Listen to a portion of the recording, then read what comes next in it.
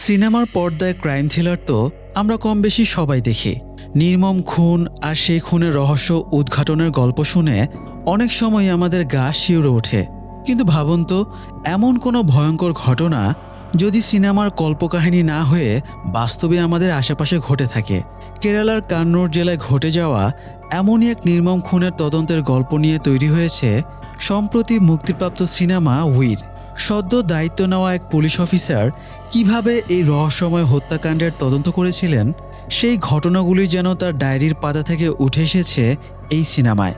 চলুন আর দেরি না করে শুনে আসি বাস্তবে ঘটে যাওয়া সেই নির্মম খুনের গল্প। আজিব একজন সদ্য যোগ দেওয়া পুলিশ অফিসার। এখনও তার ট্রেনিং চলছে। আপাতত সে কেরালার কান্নুর জেলার ধর্মাদম থানায় ট্রেনি হিসেবে কর্মরত। এখানকার ট্রেনিং শেষ হলেই অন্য কোথাও তার স্থায়ী পোস্টিং হবে। ছোটবেলায় একটা ঘটনা আজিবের জীবনে গভীর ছাপ ফেলে। একবার বাবা মায়ের সঙ্গে ট্রেনে ভ্রমণের সময় জানালার পাশের সিট নিয়ে তার আর ছোট বোন পাথুর মধ্যে ঝগড়া লাগে। আজিব নিজের সিট ছাড়তে রাজি না হওয়ায় পাথু গিয়ে পাশের সারি জানালার ধারে সিটে বসে। এর কিছুক্ষণ পর টিটি এসে টিকিট চেক করতে শুরু করলে সেখানে একটু ভিড় হয়। ভিড় সরে যাওয়ার পর আজিব হঠাৎ খেয়াল করে পাথুর সিট খালি, সে কোথাও নেই। এরপর অনেক খোঁজাখুঁজি করেও আর তাকে পাওয়া যায়নি। সেদিনে সেই ঘটনার পর থেকেই ট্রেনের প্রতি ভয় তৈরি হয় আজিবের। সে আর কখনো ট্রেনে ওঠে না, এমনকি ট্রেনের শব্দ শুনলেও আটকে ওঠে। মাঝে মধ্যে দুঃস্বপ্নে সে সেই দিনের ঘটনা দেখে ঘুম ভেঙে যায়। আজিবের মা অনেক আগেই মারা গেছেন। এখন সে পুলিশ কোয়ার্টারে অসুস্থ বাবা আর তার স্ত্রীকে নিয়ে থাকে। তার স্ত্রী বেশিরভাগ সময় বাসাতেই থাকে, কারণ সে আইপিএস পরীক্ষার প্রস্তুতি নিচ্ছে। চাকরির শুরুটাও আজিবের বেশ ভালোই যাচ্ছিল। থানার সিনিয়র জুনিয়র সবাই তার সঙ্গে আন্তরিক ব্যবহার করত। জয় নামে একজন অফিসার তো স্ত্রীকে নিয়ে আজিবের পাশের কোয়ার্টারই থাকত। বয়স মোটামুটি হলেও এখনও তাদের কোনো সন্তান হয়নি, তাই সন্তান নেওয়ার জন্য বিভিন্ন চিকিৎসা করাচ্ছিল তারা। মাঝে মধ্যে কিছু রান্না করলে আজিবের জন্য নিয়ে আসতো। মোট কথা তারা ছিল খুবই অমায়িক। আজিব নিজের ভাষা বাদেও ইংরেজি, হিন্দি সহ বিভিন্ন ভাষাতেই সাবলীলভাবে কথা বলতে পারত। থানায় মধু নামের এক কনস্টেবল ছিল, যার দায়িত্ব ছিল বিভিন্ন জায়গা থেকে আসা ফোন রিসিভ করা। কিন্তু সে তার নিজের ভাষা ছাড়া অন্য কোনো ভাষা ভালো জানত না। ফলে হিন্দি বা অন্য কোনো ভাষায় ফোন এলেই সে বিপদে পড়ে যেত। তখন আজিবই এগিয়ে এসে তার হয়ে কথা বলতো। থানার এসআই আজিবকে সিনিয়র অফিসার নন্দকুমারের অধীনে কাজ করার দায়িত্ব দেন। কেস কিভাবে হ্যান্ডেল করতে হয়, তদন্ত কিভাবে এগিয়ে নিতে হয়, এ সবই নন্দকুমার তাকে হাতে কলমে শেখাচ্ছিলেন।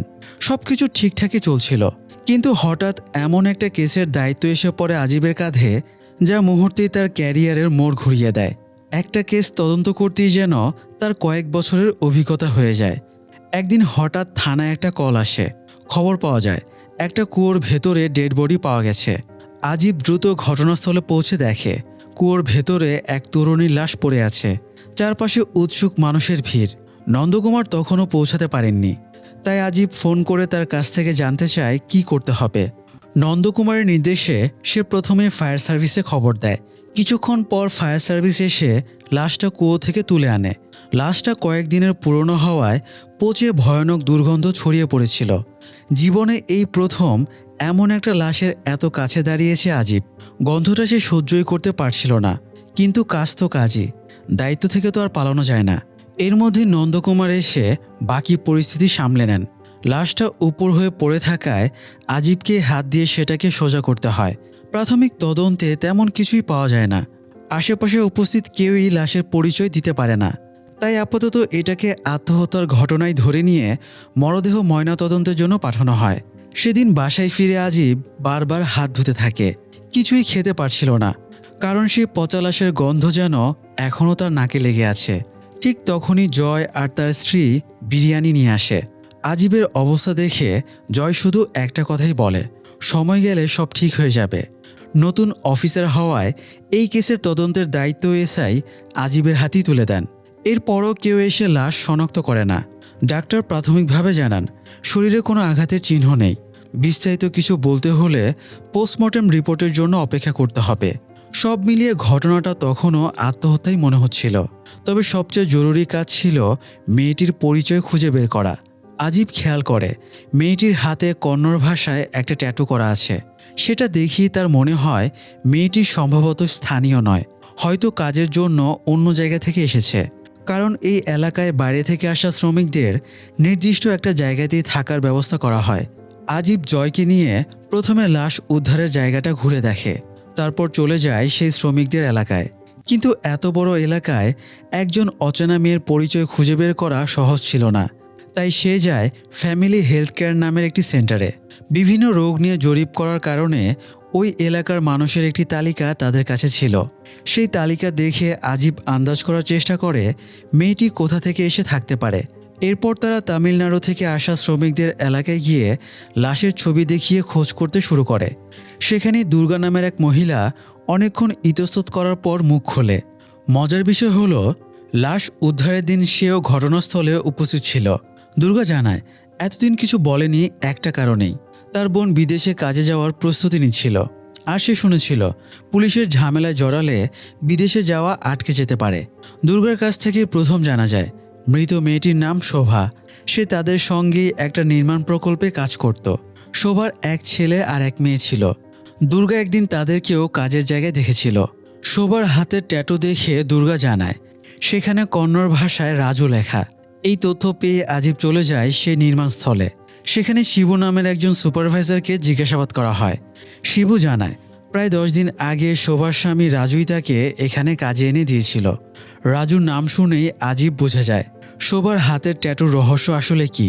তবে শিবু ব্যক্তিগতভাবে রাজুকে চিনত না, শুধু জানত সে তুমকুর নামে একটা জায়গায় কাজ করে। শিবুর কাছ থেকে আজিব শোভার থাকার ঠিকানা সংগ্রহ করে। শোভা থাকত কুডুবেলি রেলওয়ে স্টেশনের পূর্ব পাশে একটা ঝুপড়িতে। জায়গাটা লাশ উদ্ধারের স্থান থেকে খুব বেশি দূরে নয়। আজিব আর জয় সেখানে গিয়ে শোভার স্বামী বা বাচ্চাদের কাউকেই খুঁজে পায় না। এমনকি দেখে মনে হচ্ছিল এখানে সম্প্রতি কেউ থেকেছে এমন কোনো চিহ্ন নেই। তবে ঘর থেকে কয়েকটা ছবি পাওয়া যায়। ছবিগুলোতে শোভা আর তার 2 সন্তান ছিল। একটা ছবিতে আবার শোভার সঙ্গে 2জন পুরুষও ছিল। তাদের একজন ছিলেন জনপ্রিয় চলচ্চিত্র অভিনেতা। ছবিগুলো থানায় এনে শিবুকে দেখানো হলে সে অন্য লোকটিকে শোভার স্বামী রাজু বলে শনাক্ত করে। ছবির নিচে শূন্যাবাস স্টুডিও নামে একটা স্টুডিওর নাম লেখা ছিল। স্টুডিওটা ছিল চিত্রাহালি এলাকায়। আজিব আর জয় সেখানে গিয়ে খোঁজ নেয়, যদিও তেমন কোনো তথ্য পাওয়া যায় না। শুধু জানা যায় রাজু সিনেমার শুটিং সংক্রান্ত কাজ করত। এই সূত্র ধরেই তারা চিত্রাহালিতে রাজুর খোঁজ শুরু করে। একটা চায়ের দোকানে রাজুর ছবি দেখিয়ে লোকজনকে জিজ্ঞেস করা হচ্ছিল কেউ তাকে চেনে কিনা। ঠিক তখনই ভাগ্য যেন তাদের পক্ষে দাঁড়ায়, কারণ সেই মুহূর্তেই সেখানে হাজির হয় রাজু। যাই হোক, আজিব আর জয় রাজুকে সঙ্গে নিয়ে থানার উদ্দেশ্যে রওনা দেয়। এখান থেকে ধর্মাদমে আসা যাওয়ার সবচেয়ে সহজ উপায় ট্রেন, কিন্তু আজিব ট্রেনে উঠতে পারে না, তাই তারা বাসে করেই ফিরছিল। ফেরার পথে রাজু নিজের গল্প বলতে শুরু করে। রাজু জানায় আগে সে তামিলনাড়ুতেই থাকতো। সেখানে পুতুল আর খেলনা বানিয়ে বিক্রি করে বেশ ভালোই চলছিল তার সংসার। কিন্তু এক বন্যায় সব কিছু ডুবে যায়। এরপর সে চলে আসে বডুকাল্লিতে। সেখানে আসার পথে বাসে শোভার সঙ্গে তার পরিচয় হয়। সেই পরিচয় ধীরে ধীরে ভালোবাসার রূপ নেয়। শোভা নিজের হাতে রাজুর নামে ট্যাটুও করায়। পরে তারা বিয়ে করে। তাদের সংসারে মিনু আর দেব নামে 2 ছেলে মেয়ে জন্ম নেয়। সব কিছু ঠিকঠাকই চলছিল, কিন্তু পুতুলের ব্যবসা আর আগের মতো চলছিল না। তাই তারা চিত্রাহালিতে চলে আসে। সেখানে এসে শোভার দূর সম্পর্কের ভাই গণেশের সঙ্গে তাদের দেখা হয়। গণেশই তাদের থাকার জন্য বাসা ঠিক করে দেয়। রাজুকেও একটা কাজ জোগাড় করে দেয়। শুরুতে সে খুবই হেল্পফুল ছিল। রাজু সকালে কাজে বের হতো, ফিরতো একবারে রাত করে। এভাবেই ধীরে ধীরে শোভার সঙ্গে তার দূরত্ব বাড়তে থাকে। একসময় সে মদও খেতে শুরু করে। এক রাতে বাসায় ফিরে আড়াল থেকে সে গণেশ আর শোভাকে অন্তরঙ্গ অবস্থায় দেখে ফেলে। মুহূর্তেই তার পৃথিবী যেন ভেঙে পড়ে। তবুও সব কিছু ঠিক করার চেষ্টা করে রাজু। গণেশকে কিছু না জানিয়েই শোভা আর 2 সন্তানকে নিয়ে কুডুবেলিতে চলে আসে। সেখানে এসে শোভাকে একটা কনস্ট্রাকশন সাইটে কাজ দেয় আর নিজেও অন্য জায়গায় কাজ শুরু করে। সব কিছু আবার ঠিকঠাক চলছিল, কিন্তু সেই সুখও বেশি দিন টেকেনি। গণেশ সেখানেও চলে আসে আর শোভাও তাকে আবার গ্রহণ করে। ব্যাপারটা রাজু কোনোভাবেই মেনে নিতে পারেনি, তাই সে মিনু আর দেবকে নিয়ে চলে আসে। শোভাকে রেখে যায় গণেশের কাছেই। এরপর বাচ্চা দুটোকে বেল্লোরে নিজের বোনের বাসায় রেখে আবার চিত্রাহালিতে ফিরে কাজ শুরু করে। শোভা যে মারা গেছে সে খবরটাও তার জানা ছিল না। থানায় এসে মর্গে শোভার লাশ দেখেই রাজু কান্নায় ভেঙে পড়ে। তার পুরো ঘটনা শুনে সবারই মনে হয় রাজু নির্দোষ, তাই সন্দেহ গিয়ে পড়ে গণেশের ওপর। রাজু জানায় যেহেতু তাদের সম্পর্ক শেষ হয়ে গিয়েছিল, তাই শোভার লাশ সে নিতে চায় না, থানায় যেন সৎকারের ব্যবস্থা করে। সৎকার না হওয়া পর্যন্ত রাজু থানাতেই ছিল, আর সৎকার শেষে সহানুভূতি থেকে জয় তাকে বাড়ি ফেরার ভাড়াও দিয়ে দেয়। এদিকে কেস ক্লোজ করে এসআইয়ের কাছে রিপোর্ট জমা দিতে যেতেই তিনি আজিবের ওপর ক্ষেপে যান, কারণ কোনো প্রমাণ ছাড়াই সে রাজুর মুখের কথা বিশ্বাস করে পুরো সিদ্ধান্ত নিয়ে ফেলেছে। যদি রাজুই মিথ্যা বলে থাকে। প্রথম কেস হওয়ায় আজিব এভাবে ভাবতেই পারেনি। তখনই তার মাথায় নতুন করে সন্দেহ ঢুকে যায়, কিন্তু তখন আর কিছুই করার নেই। শোভার লাশের সৎকার হয়ে গেছে, রাজুও চলে গেছে। এরপর আজিব পোস্টমর্টেম রিপোর্ট নিতে যায় ডাক্তার অ্যান্টনির কাছে। ডাক্তার অ্যান্টনি জানায় শোভা কুয়োয় পড়ে পানিতে ডুবে মারা যায়নি, এমনকি এটা আত্মহত্যাও নয়। যদি সে কুয়োয় ঝাঁপ দিয়ে আত্মহত্যা করত তাহলে তার ফুসফুসে পানি থাকার কথা, কিন্তু শোভার দেহে তেমন কোনো লক্ষণ নেই। শুধু তাই নয়, তার মাথার পেছনে আঘাতের চিহ্নও পাওয়া গেছে, যা স্পষ্টই প্রমাণ করে শোভাকে খুন করা হয়েছে। রিপোর্ট হাতে নিয়েই স্তব্ধ হয়ে যায় আজিব। থানায় ফিরে সে চুপচাপ নিজের ডেস্কে বসে থাকে, কারণ সে বুঝতে পারে ক্যারিয়ারের প্রথম কেসেই একটা বড় ভুল করে ফেলেছে। ঠিক তখনই আরেকটা ঘটনা ঘটে যা পুরো কেসের মোড় ঘুরিয়ে দেয়। টিভিতে শোভার মৃত্যুর খবর দেখে রাজুর মা আর বোন থানায় আসে। তাদের কাছ থেকে জানা যায় প্রায় 1 বছর ধরে রাজু বাড়িতেই যায়নি। রাজুর বোন আরও জানায় তার বাসা বিল্লোরে নয়, চিত্রাতে। বেল্লোর তো জঙ্গলের এলাকা। তাহলে প্রশ্ন হলো, যদি শোভার ছেলে মেয়ে রাজুর বোনের কাছেই না থাকে তাহলে তারা কোথায়? এরপর আজিবের কাছে থাকা রাজুর ছবিটা দেখেও রাজুর পরিবার জানায় ছবির লোকটা রাজু নয়, সে আসলে শোভার দূরসম্পর্কের ভাই ভুবনেশ। এই কথা শুনে আজিব যেন একেবারে হতবাক হয়ে যায়। যাকে তারা এতক্ষণ রাজু ভেবে তদন্ত চালিয়েছে সে আসলে রাজুই নয়। এসআই এবার আজিব, জয় আর নন্দকুমার 3 জনের ওপরই রেগে যান, বিশেষ করে নন্দকুমারের ওপর। কারণ আজিব নতুন অফিসার, তার ভুল হতেই পারে, কিন্তু নন্দকুমারের মতো একজন অভিজ্ঞ অফিসার এমন ভুল করলেন কিভাবে? তাদের হাতে 1 সপ্তাহ সময় দেওয়া হয় কেসটার সমাধান করার জন্য। আজিব নিজের টিম নিয়ে ভুবনেশের এলাকায় যায়। সেখানে তখন একটা অনুষ্ঠান চলছিল। ভুবনেশ সবার মাঝেই বসে জুয়া খেলছিল। পুলিশ দেখে সে পালানোর চেষ্টা করে, তবে অনেক ধাওয়া পাল্টা ধাওয়ার পর শেষ পর্যন্ত আজিব তাকে ধরে ফেলে। থানায় এনে আবার জিজ্ঞাসাবাদ করা হয়। এবার ভুবনেশ নিজের বয়ান দেয়। সে জানায় ছোটবেলা থেকেই সে আর শোভা একে অপরকে ভালোবাসত, কিন্তু একসময় শোভার বিয়ে হয়ে যায় রাজুর সঙ্গে। পরে যখন তাদের সংসারে অর্থের সংকট দেখা দেয় তখন ভুবনেশই তাদের চিত্রাহাল্লিতে এনে কাজের ব্যবস্থা করে দেয়। রাজু সারাদিন কাজে ব্যস্ত থাকায় ধীরে ধীরে শোভার সঙ্গে তার দূরত্ব তৈরি হয়, আর সেই সুযোগেই শোভা আবার ভুবনেশের সঙ্গে সম্পর্কে জড়িয়ে পড়ে। এক রাতে রাজু তাদের দুজনকে একসঙ্গে দেখে রাগ করে চলে যায়, তারপর আর কখনো ফিরে আসেনি।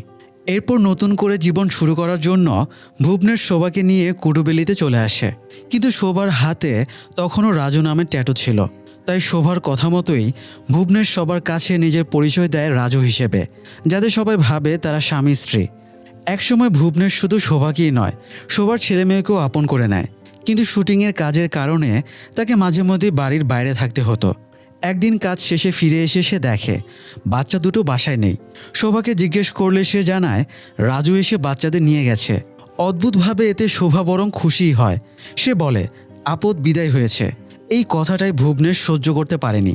রাগের মাথায় সে শোভাকে একটা থাপ্পড় মারে। থাপ্পড় খেয়ে ভারসাম্য হারিয়ে শোভা পড়ে যায়, আর মাথার পেছনটা গিয়ে সজোরে লাগে একটা পাথরে। সেখানেই তার মৃত্যু হয়। হঠাৎ কি করবে বুঝতে না পেরে গভীর রাতে ভুবনেশ শোভার লাশ সরিয়ে ফেলতে বের হয়। ঠিক তখনই পাশ দিয়ে একটা পূজার যাত্রী দল যাচ্ছিল, তাই সে তাড়াতাড়ি লাশটা কুয়োর ধারে রেখে নিজে লুকিয়ে পড়ে। যাত্রী দল চলে যাওয়ার পর বেরিয়ে এসে দেখে শোভার লাশটা কুয়োর ভেতরে পড়ে গেছে। ভুবনেশের এই স্বীকারোক্তির পর শোভার কেসটা ক্লোজ করে দেওয়া হয়। খবরটা টিভি চ্যানেলও ছড়িয়ে পড়ে।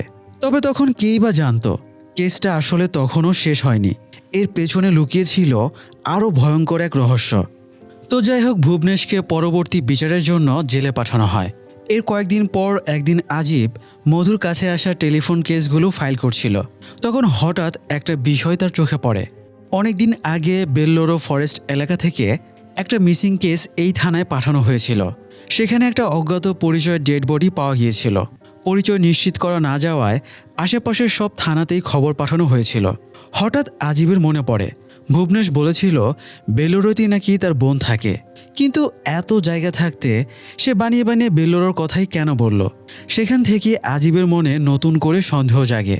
আরও নিশ্চিত হওয়ার জন্য সে বেলুড় থানার সঙ্গে যোগাযোগ করে। এরপর নিজেই সেখানে যায়। সেখানে গিয়ে জানতে পারে কিছুদিন আগে বনের ভেতর একটা পোড়া লাশ উদ্ধার করা হয়েছিল। এতটাই পুড়ে গিয়েছিল যে কেউ তার পরিচয় শনাক্ত করতে পারেনি। লাশের পাশে একটা আংশিক পোড়া হারিকেনও পাওয়া গিয়েছিল। ফরেন্সিক রিপোর্টে দেখা যায় লাশ আর হারিকেন দুটোতেই একই ধরনের কেমিক্যালের চিহ্ন পাওয়া গেছে।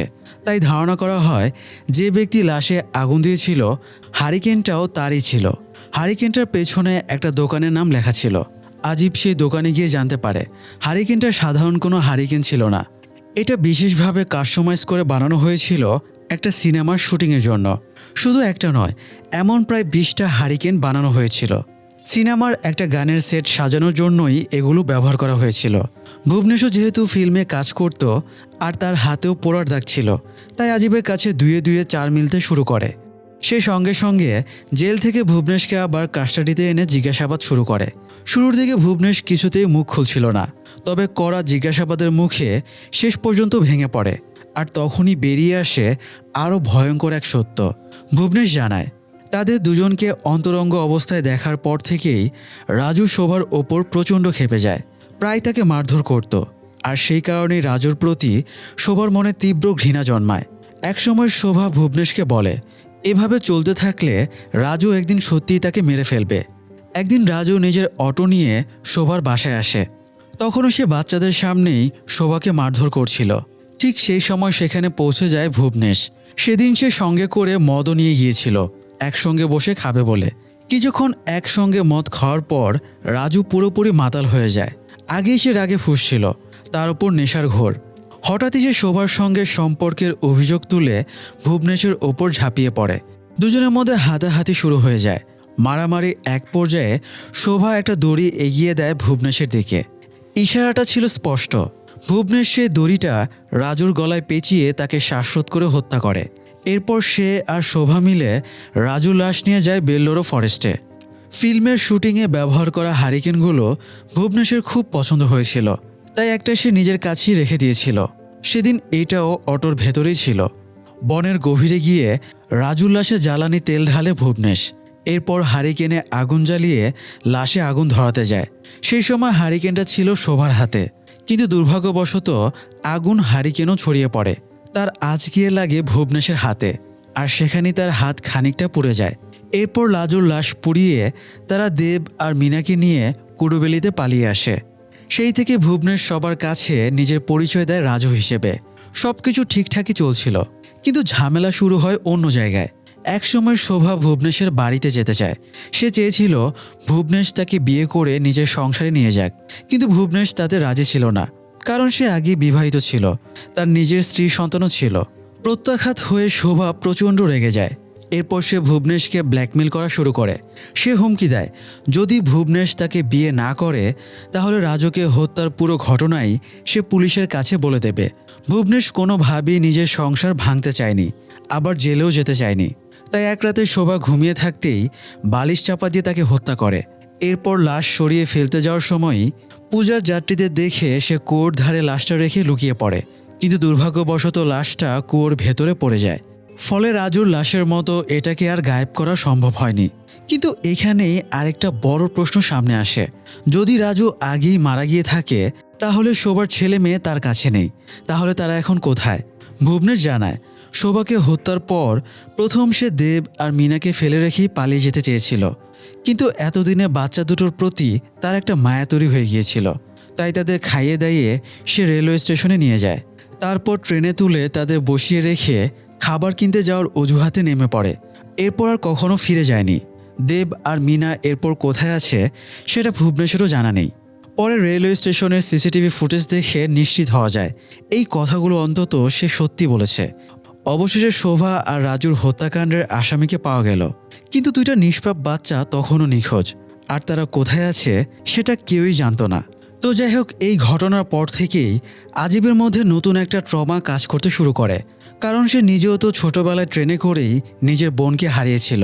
তাই সে সিদ্ধান্ত নেয় যেভাবেই হোক দেব আর মিনাকে খুঁজে বের করবেই। প্রতিটা থানায় দেব আর মিনার ছবি পাঠিয়ে দেওয়া হয়। অনাথ আশ্রমগুলোতেও খোঁজ নেওয়া শুরু হয়। কোথাও কোনো নিখোঁজ ভাই বোনের খবর পেলেই আজিব ছুটে যায়, কিন্তু কোথাও দেব আর মিনার কোনো খোঁজ মেলে না। তখন আজিব আরেকটা বড় সিদ্ধান্ত নেয়। ছোটবেলার সেই ঘটনার পর সে আর কখনো ট্রেনে ওঠেনি, কিন্তু এবার দেব আর মিনাকে খুঁজতে সে ট্রেনেই চড়ে বসে।